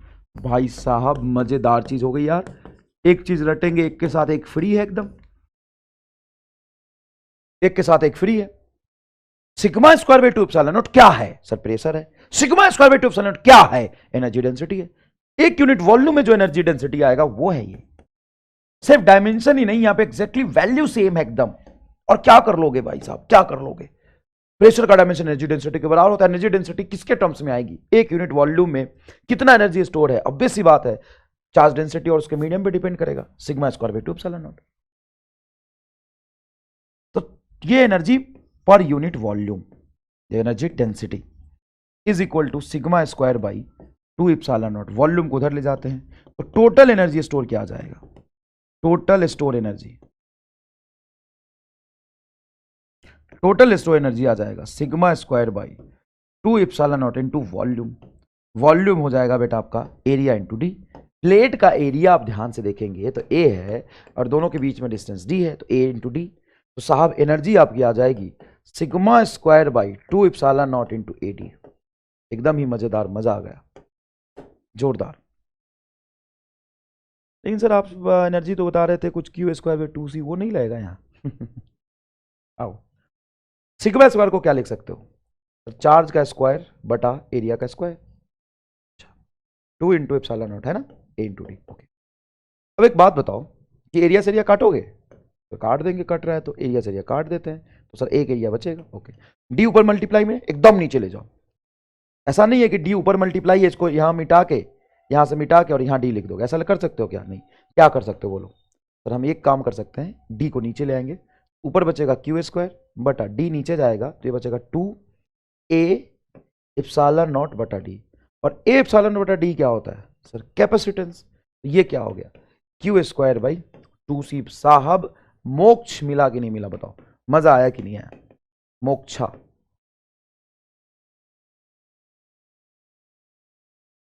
क्यू स्क्वायर बाई 2c मैंने बोला था ना, वहां स्टोर होता है जो भी एनर्जी स्टोर होते हैं, चाहे वो स्फेरिकल कैपेसिटर हो। बच्चे एक बात बताऊं, ईमानदारी से सुनना, बच्चे ये समझते हैं कि क्यू स्क्वायर बाई 2c वो एनर्जी है जो सिर्फ कैपेसिटर प्लेट के बीच जो स्टोर होती है ना, उस पर चार्ज हम क्यू लेते हैं, कैपेसिटेंस सी लेते हैं। नहीं, ये स्फेरिकल के लिए भी यही होता है, सिलेंड्रिकल के लिए भी यही होता है। Q square by 2c total energy stored है। Q square by 2c total energy stored है। ये पैरेलल प्लेट के बीच भी सही होता है, हर जगह सही होता है ये। Q square by 2c, Q square by 2c। तो साहब बहुत सारी चीजें हो गई जो आपको मैंने अभी बताया, बहुत सारी चीजें पहले प्लेट कैपेसिटर में। कैपेसिटेंस बताया, इलेक्ट्रिक फील्ड बताया, पोटेंशियल डिफरेंस बताया, फोर्स बताया, हाँ, प्रेशर बताया, हाँ, एनर्जी डेंसिटी बताया, हाँ, एनर्जी बताया, हाँ। दादा तार तार कर दिया। अब आओ, अब आओ, री आईपीएमटी 2015 का सवाल है। सवाल बहुत पूछा जाता है। A parallel plate air capacitor has capacitance C. Distance of the separation between the plate is D. Capacitance C बताया, दोनों के बीच में डिस्टेंस D बताया, पोटेंशियल कुछ भी बता दे, potential difference V applied between the plates. Force of attraction between the plate of parallel plate air capacitor. Force force force force force पूछा है। Force of attraction Q square बटा 2a epsilon naught, ये होता है force. Sir ना तो यहाँ Q है ना तो यहाँ A है, जो भी आपने बताया वो कुछ नहीं है। तो बेटा सब C और V है ना, हमें C और V किसी तरीके से यहाँ पे लाना है, और क्या करें, हमें C और V किसी तरीके से लाना पड़ेगा। तो सबसे पहले तो Q को लिख दो CV, सिंपल, चार्ज नहीं दिया उन्होंने, Q को लिख दो CV, बस पहले ये तो लाओ कम से कम। तो ये हो जाएगा तुम्हारा C square V square, C square V square by 2a epsilon not. Match करा कहीं से? C स्क्वायर V स्क्वायर बटा 2d स्क्वायर, नहीं नहीं नहीं, CV स्क्वायर बटा 2d, C square V square बटा 2d, मैच ही नहीं कर रहा, नीचे d भी लाना पड़ेगा। V square V square V square तो सब में देखो, V square V square V square V square रहने दो बेटा, ऑप्शन हिंट लेना पड़ता है कि V को नहीं छेड़ना, V को तो रहने दो, एक बार आ गया। अब CV ऊपर एक है, एक काम करो, एक C को तो ऊपर रहने दो, CV स्क्वायर, और एक C को लिख दो epsilon not a by D, 2a epsilon not. एक C को क्या लिख सकते हो? कैपेसिटेंस होता है epsilon not a by D. तो एक C को epsilon not a by D जैसे लिखूंगा तो एप्सिलॉन नॉट a से एप्सिलॉन नॉट a कैंसिल हो गया। अरे भाई साहब बहुत जोरदार। तो CV स्क्वायर बटा 2d, CV स्क्वायर बटा 2d, ये तीसरा आंसर आ गया। बताओ, CV स्क्वायर बटा 2d। एक बात बताऊं मानोगे, इसको रट लो, Q square by 2 epsilon naught को। ऐसे तो तुम इसको क्या रटोगे, सब चीज सीक्वेंस में आया। पहले इलेक्ट्रिक फील्ड आया, कितना आया? दोनों प्लेट के बीच में सिग्मा अपन एप्सिलॉन नॉट आया। फिर पोटेंशियल डिफरेंस आया, हाँ कितना आया? Sigma upon epsilon not D आया। कैपेसिटेंस क्या होता है? क्यू बाई डेल्टा वी होता है। इससे क्या आ गया? एप्सिलॉन नॉट ए बटा डी आ गया। फिर फोर्स क्या आ गया? फोर्स में आधा इलेक्ट्रिक फील्ड लेंगे, एक ही प्लेट का लेंगे, तो फोर्स आ जाएगा सिग्मा क्यू स्क्वायर बटा 2a एप्सिलॉन नॉट। प्रेशर कितना आ जाएगा? प्रेशर आ जाएगा सिग्मा स्क्वायर बटा 2 एप्सिलॉन नॉट। लो, एनर्जी क्या आ जाएगी? क्यू स्क्वायर बाई 2c, सब एकदम सीक्वेंस में। एनर्जी क्या आ जाएगी? क्यू स्क्वायर बाई 2c, ये आ गया एनर्जी, सब कुछ सीक्वेंस में। इलेक्ट्रिक फील्ड बताया मैंने तुम्हें, देख कैसे समझाया, कैसे पढ़ाया, कितने सीक्वेंस में चीज़ें हैं। इलेक्ट्रिक फील्ड ये रहा, sigma upon epsilon naught, net electric field. ये रहा आपका पोटेंशियल डिफरेंस, हाँ इलेक्ट्रिक फील्ड को डी से मल्टीप्लाई कर दिया। कैपेसिटेंस होता है Q delta V epsilon naught A by D आ गया, पहले प्लेट कैपेसिटर के लिए epsilon naught A by D आ गया। ये आपका फोर्स आ गया Q square by 2 epsilon naught. ये आपका प्रेशर आ गया, प्रेशर ही एनर्जी डेंसिटी होता है, एनर्जी डेंसिटी से यहाँ पे टोटल एनर्जी आ गया। बताइए मजा आया कि नहीं आया? चलिए नेक्स्ट देखिए, ये सवाल है बेटा नीट 2020 का। नीट 2020 का क्या सवाल पूछा देखिए, the capacitor of the parallel plate capacitor with air as a medium has capacitance 6 microfarad. Air as a medium मतलब C naught is equal to 6 microfarad. With the introduction of the dielectric medium the capacitance becomes 30 microfarad. 30 microfarad, तो ये हो गया तुम्हारा K C naught is equal to 30, और C not था 6, तो K की वैल्यू आ गई 5, क्या है भाई, तो देख तो लो क्या पूछा है, मैंने ऐसे मजे मजे के लिए निकाल दिया। The capacitance between the permittivity of the medium is, तो मुझे डायलेक्ट्रिक कांस्टेंट आ गया। डायलेक्ट्रिक कांस्टेंट रिलेटिव परमिटिविटी होता है बेटा। डायलेक्ट्रिक कांस्टेंट क्या होता है? Relative permittivity. डायलेक्ट्रिक कांस्टेंट बराबर होता है परमिटिविटी ऑफ द मीडियम बटा परमिटिविटी ऑफ द एयर। तो इप्सिलॉन मीडियम आ जाएगा के इंटू इप्सिलॉन नॉट। के की वैल्यू बोलो 5 और इप्सिलॉन बोलो 8.85 इंटू 10⁻⁻12। इसको मल्टीप्लाई करोगे 8 8 चौक बता 40, 4 के ऑर्डर में आएगा, तो वही 44 कुछ आ जाएगा। तो 8 पे 8 चेक करता है, ठीक है 44 के आसपास आएगा ये 10⁻⁻12। तो यहाँ पे एक काम करो, 100 से भाग दे दो, 100 से डिवाइड कर दो 44, 100 से डिवाइड कर दो 10⁻⁻12 था, 100 से मल्टीप्लाई कर दो, तो ये हो जाएगा तुम्हारा 0.44 इंटू 10⁻12 -10, ये आ जाएगा सी। 10⁻12 था और 10⁻2 10⁻−10, सी आ रहा है 0.44, ये आंसर आ रहा है। नी 2020 का सवाल है, बढ़िया सवाल। तो वैसे energy per unit volume, energy density हो गया। और a capacitor having area A and separation D kept at the potential difference B. थोड़ा तो चेंज करेगा ना सवाल यार, थोड़ा तो चेंज करेगा। तू क्या चाहता है? कुछ भी ना करे, सीधा सीधा पूछ ले। एनर्जी डेंसिटी मैंने अभी तुम्हें पढ़ा दिया, प्रेशर ही होता है सिग्मा स्क्वायर बटा 2 epsilon not. Sir epsilon not तो है, लेकिन फिर से वी ले आया, कोई बात नहीं। सिग्मा को क्या लिख सकता हूँ? क्यू स्क्वायर बटा 2a स्क्वायर इप्सिलॉन नॉट। यही तो होता है, जो फोर्स होता है ना उसी को एरिया से डिवाइड कर दे। तो फोर्स होता है Q square by 2 epsilon not. Force क्या होता है? Q square by 2a epsilon not, उसको a से डिवाइड कर दो और ये हो जाएगा तुम्हारी एनर्जी डेंसिटी। तो तुमसे एनर्जी डेंसिटी पूछा है सर, एनर्जी डेंसिटी पूछा तो है, लेकिन हमें v के टर्म्स में पूछा है। Q square by 2c energy density होगा नहीं, क्यू स्क्वायर बाई 2c तो एनर्जी होता है, ये energy density half C V square भी एनर्जी होता है, ये होगा नहीं। इन्हीं दोनों में से एक आंसर है, तो v और d के टर्म्स में आएगा। तो q को पहले cv लिखो, तो होगा सी स्क्वायर इंटू वी स्क्वायर बटा 2a स्क्वायर इप्सिलॉन नॉट। अब सी स्क्वायर को लिख लो इप्सिलॉन नॉट का whole square a square by D square. ये तुमने सी स्क्वायर को लिख लिया, ये होता है epsilon not a by D, तो सी स्क्वायर है तो सबका स्क्वायर कर दिया, क्योंकि एक्सप्रेशन में सी कहीं दिख नहीं रहा, इंटू वी स्क्वायर बटा 2a स्क्वायर इप्सिलॉन नॉट। तो साहब यहाँ से साफ साफ आपको साफ साफ दिखेगा a स्क्वायर से स्क्वायर कैंसिल होता हुआ, एक इप्सिलॉन नॉट से इप्सिलॉन नॉट कैंसिल होगा तो एक इप्सिलॉन नॉट बचेगा, नीचे 2a डी स्क्वायर आ जाएगा। नहीं a स्क्वायर तो कट गया, तो ऊपर आ गया आपका इप्सिलॉन नॉट वी स्क्वायर बटा 2d square, epsilon naught V square बटा 2d square, epsilon naught V square बटा 2d स्क्वायर। और इन सब में हाफ का फैक्टर क्यों बार बार उठ के आ रहा है? क्योंकि फोर्स, देखो प्रेशर कैसे, एनर्जी कैसे आया? एनर्जी डेंसिटी से। एनर्जी डेंसिटी कैसे आया? प्रेशर से। प्रेशर कैसे आया? फोर्स से। और फोर्स एक प्लेट पे जब दूसरे का लिखेंगे तो हाफ आता है भाई साहब, मतलब मजा आ गया, मजा आ गया। सीक्वेंस में चीजें इतनी स्मूथ है, स्मूथ है यार, बहुत स्मूथ है। अब ये 3 बार सवाल पूछा देख, 2012 में, 2011 में, 2008 में, क्या पता रिपीट कर दे। Parallel plate capacitor has a uniform electric field, पता है, चल आगे बढ़। पता है भाई, पैरेलल प्लेट कैपेसिटर के बीच में यूनिफॉर्म इलेक्ट्रिक फील्ड होता है सिग्मा अपॉन इप्सिलॉन नॉट, पता है, आगे बढ़। Space between the plate, if the distance between the plate is d and the area of the plate is a, the energy stored in the capacitor is. Energy stored electric field के terms में पूछा है। तो बेटा energy stored जो होता है ना आपका, सिग्मा स्क्वायर बटा 2 इप्सिलॉन नॉट होता है प्रेशर, मतलब एनर्जी पर यूनिट वॉल्यूम, उसको एक वॉल्यूम से मल्टीप्लाई कर देंगे तो ये टोटल एनर्जी आ जाएगी। और एक काम करते हैं हम, देखो इलेक्ट्रिक फील्ड का स्क्वायर है 3 ऑप्शन में, तो इलेक्ट्रिक फील्ड का स्क्वायर लाना है। इलेक्ट्रिक फील्ड ये होता है दोनों प्लेट के बीच में, अच्छा दोनों प्लेट के बीच में तो इलेक्ट्रिक फील्ड ये होता है, तो नीचे के इप्सिलॉन नॉट से मल्टीप्लाई कर दूँ और ऊपर ऊपर नीचे के इप्सिलॉन से मल्टीप्लाई और डिवाइड कर दूँ, तो इप्सिलॉन नॉट का होल स्क्वायर आएगा। इसको मैं ई स्क्वायर कह सकता हूँ, चलो हो गया half E square, E square by 2 epsilon naught AD, ये आना चाहिए कुछ, E square by 2 epsilon naught AD, देखो epsilon naught E square AD, epsilon naught E square AD by 2, देखो ऑप्शन नंबर सी। देख लो कहीं कोई लेंदी कैलकुलेशन, कोई मैथमेटिक्स है तो बताओ, कुछ नहीं। NEET 2018, NEET 2018, a electrostatic force between the metal plate of an isolated parallel plate capacitor is C, having charge Q and area A is. The electrostatic force between the plate of isolated plate capacitor C having charge Q and area A is, तो force होता है Q square बटा 2a epsilon not, ऐसा कुछ होता है। Independent of the distance between the plate.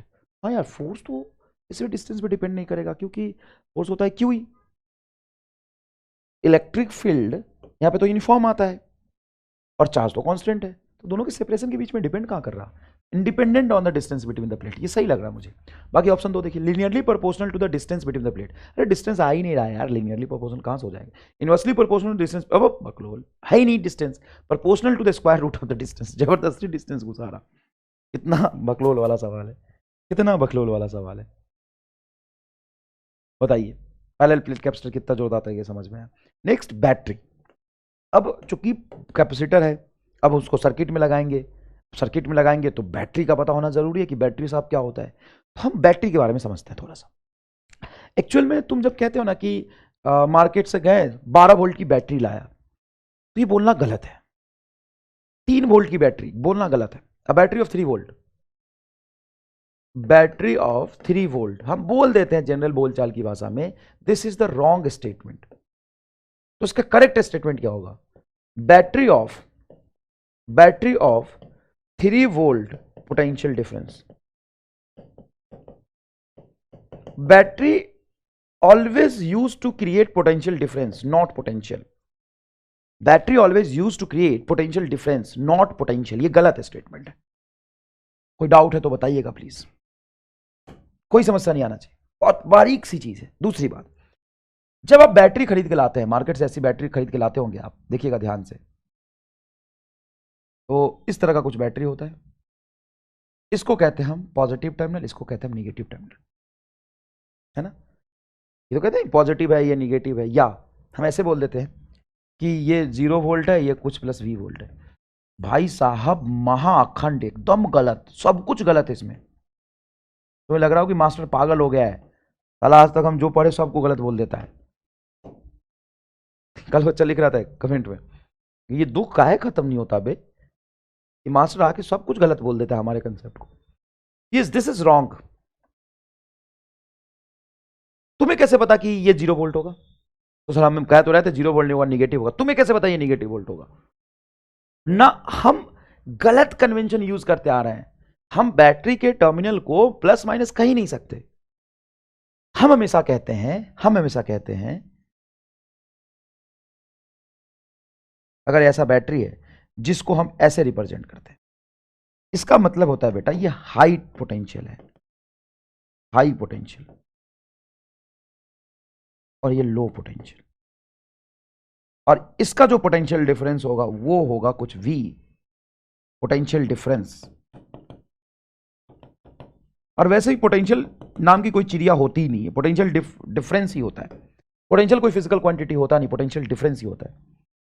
इसको हम प्लस माइनस नहीं कहेंगे, हम कहेंगे this is the high potential, this is the low potential, and potential difference between them is V। हम प्लस माइनस कैसे बोल दें। तो सर एक बात बताओ, हम 3 वोल्ट का बैटरी लेके आते हैं, उसका यही तो मतलब होता है कि ये 0 वोल्ट है, ये 3 वोल्ट है? नहीं, 3 वोल्ट का पोटेंशियल डिफरेंस का बैटरी है, मतलब 3 वोल्ट बैटरी है। पोटेंशियल उसका कुछ भी हो सकता है। हाउ, सी, मान लीजिए बैटरी है, इधर पोटेंशियल है 3 वोल्ट और इधर पोटेंशियल है 6 volt. What is the potential of the battery? Potential difference of the battery is 3 volt, not potential. ले, 3 वोल्ट की बैटरी का ये भी मतलब है, ये 0 वोल्ट और ये प्लस 3 वोल्ट।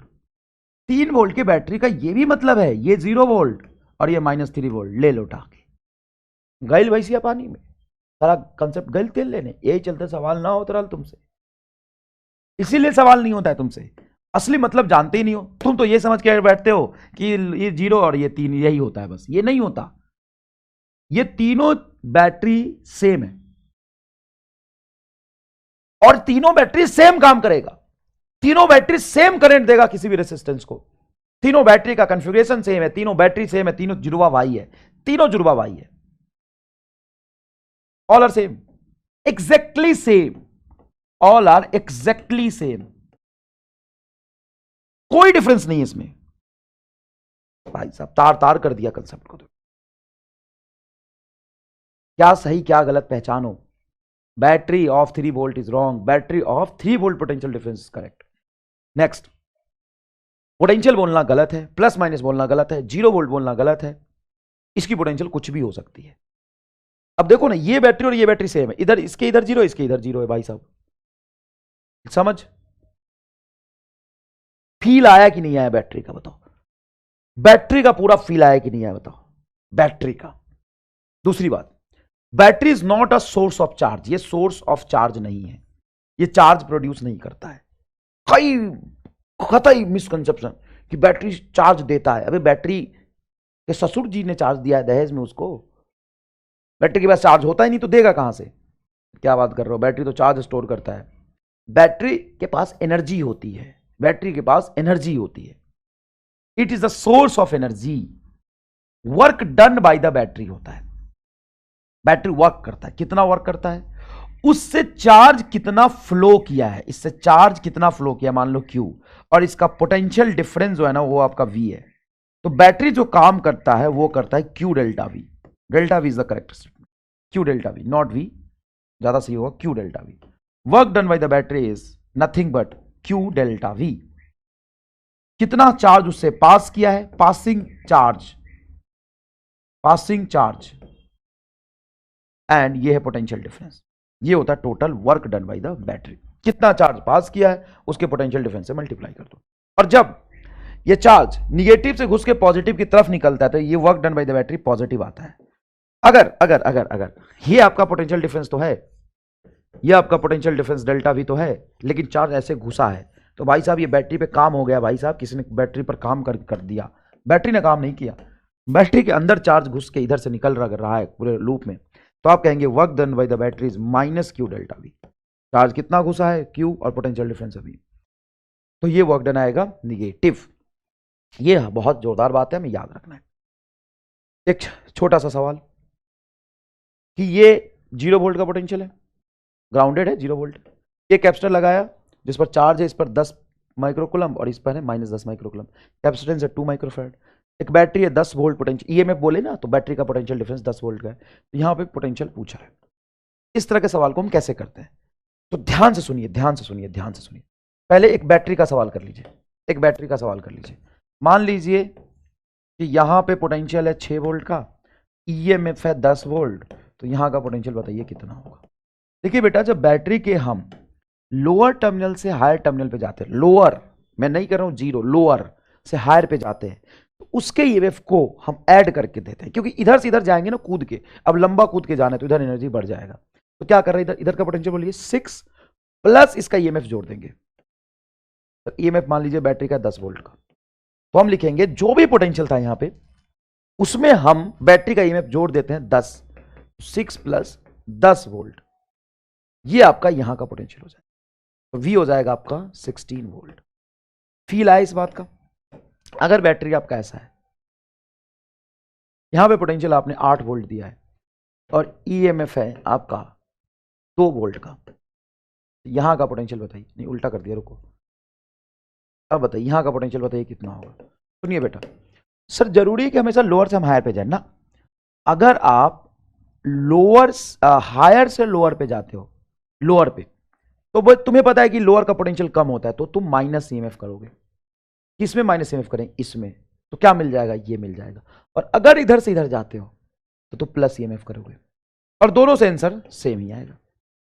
किसमें प्लस करेंगे, यहां पे पोटेंशियल कितना है सर, V है, यहां पोटेंशियल कितना है बोलो ना, सॉल्यूशन 1, सॉल्यूशन 1 देखना, यहां पे पोटेंशियल कितना है सर, V है, प्लस कितना ईएमएफ है, 2 है, बराबर कहां पहुंच गए, यहां पे 8 हो गए, तो V बराबर कितना होगा, 8 - 2 बराबर 6 वोल्ट। सॉल्यूशन 2 देखना, किसी भी मेथड से कर सकते हैं आप।